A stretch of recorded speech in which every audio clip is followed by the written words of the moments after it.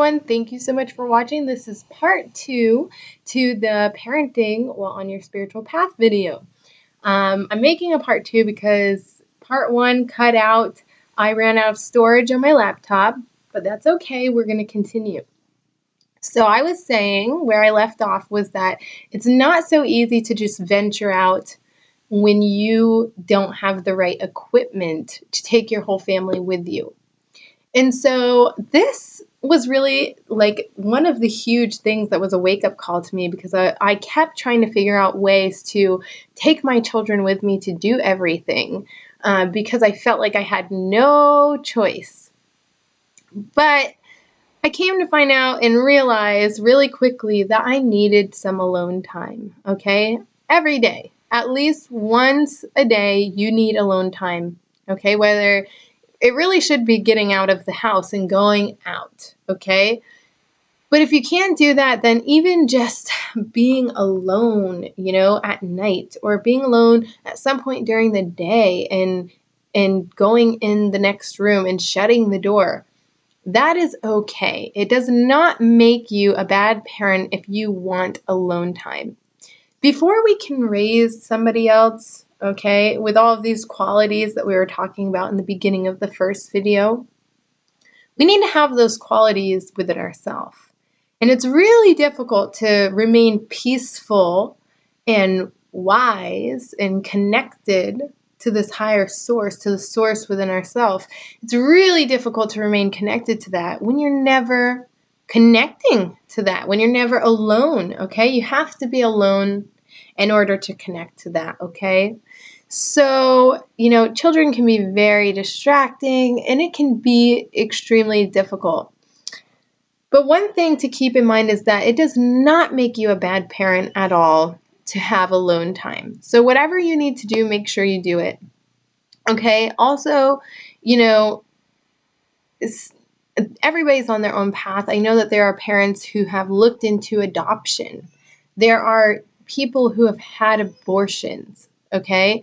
And there's a lot of people in the spiritual community who will look down on people for that, okay? And you think, oh, well, we're in the spiritual community. That's crazy. Nobody would look down on anybody. But one thing that I realized is that even in the spiritual community, there are people who, if they're not on your path, if they don't have children, they will not understand a parent's perspective.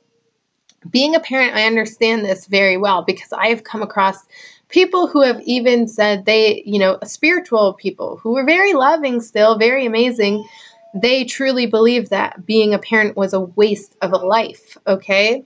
And that's because they personally chose not to be parents themselves, right? So maybe it would be a waste of their time and their mission if they were parenting.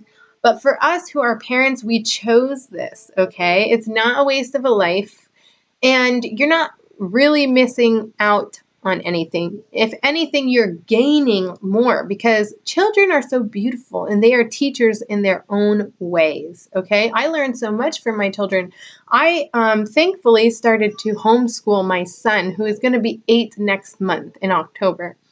And once I started to do that, I learned so much from him. I thought, okay, I'm homeschooling, I'm the teacher, I'm going to be teaching. And instead, in return, I found he actually teaches me. And it's obviously not, Common Core and all of that. It's deeper than that. He teaches me patience. He teaches me, never to give up. This little boy is so amazing, to the point where if he fails, he keeps trying and he doesn't get down on himself and he doesn't cry, okay? That teaches me so much, because how many of us as adults, we try one time to do something, and if it doesn't go the way that we wanted it to, then everything falls apart, okay? So really, our children are here to be teachers in their own ways. So I'm going to end this video with this.